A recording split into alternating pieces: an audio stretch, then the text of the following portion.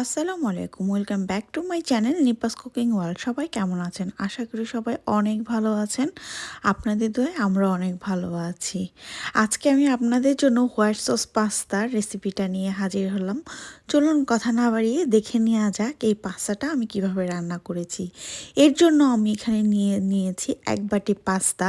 আপনারা আপনাদের পছন্দ অনুযায়ী যে কোনো পাস্তা, যে কোনো শেপের পাস্তা আপনারা নিয়ে নিতে পারেন। আমি ঠিক দেখতে এরকম যে পাস্তাটা সেটাই নিয়েছি।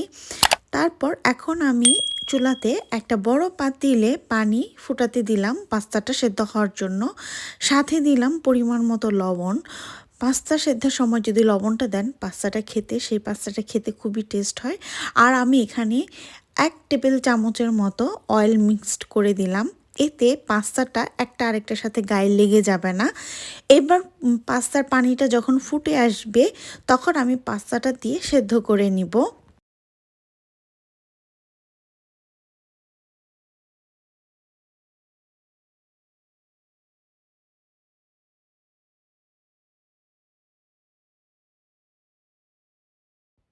মাঝে মাঝে আমি এটা ঢাকনাটা খুলে একটু নেড়ে দিব যাতে একটা আরেকটার সাথে গায়ে লেগে না যায়।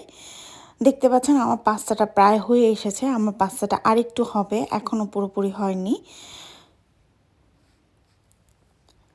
তো চলুন দেখে নেওয়া যাক এই পাস্তাটা রান্না করতে আমাদের কি কি লাগবে। এখানে আমি একটা ছোট সাইজের পেঁয়াজ কুচি করে কেটে নিয়েছি, আর নিয়েছি দুটো রসুনের বড় কোয়া কুচি করে কেটে নিয়েছি। এই আমাদের জিনিস লাগবে। আর আপনারা যদি একটু ঝাল পছন্দ করেন তাহলে এখানে পরিমাণ মতো আপনাদের স্বাদ মতো কাঁচামরিচটা ইউজ করতে পারেন। আমার পাস্তাটা সেদ্ধ হয়ে গিয়েছে। আমি এখন পাস্তাটাকে ঢেলে পানিটা ঝরিয়ে নিলাম। গরম পানি থেকে সাথে সাথে যখন আমার পাস্তাটা নেওয়া হয়ে যাবে তখন আমি পুরো ঠান্ডা পানি দিয়ে ভালো করে পাস্তাটা ধুয়ে নিয়েছি, যাতে এতে করে পাস্তা একটা আরেকটার গায়ে লেগে যাতে না যায়।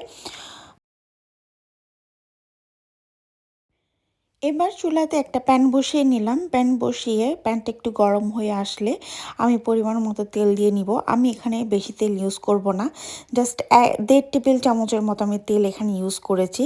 তেলটা হালকা গরম হয়ে আসলে আমি এখানে কুচি করে রাখা যে রসুন সেটার কুচিটা দিয়ে দিব, দিয়ে ভালো করে নেড়ে নিব। নেড়ে তারপর যে পেঁয়াজটা আমি কেটে রেখেছিলাম সেই পেঁয়াজটা দিয়ে নিব।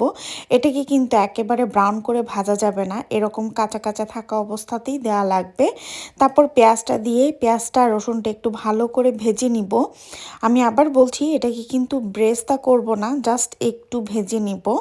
যখন আমার এই পেঁয়াজ আর রসুনটা ভাজা হয়ে যাবে এর সাথে আমি অ্যাড করে দিব সেই আগে থেকে সেদ্ধ করে রাখা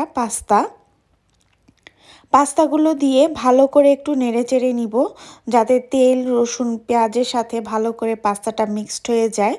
নেড়েচেড়ে তারপর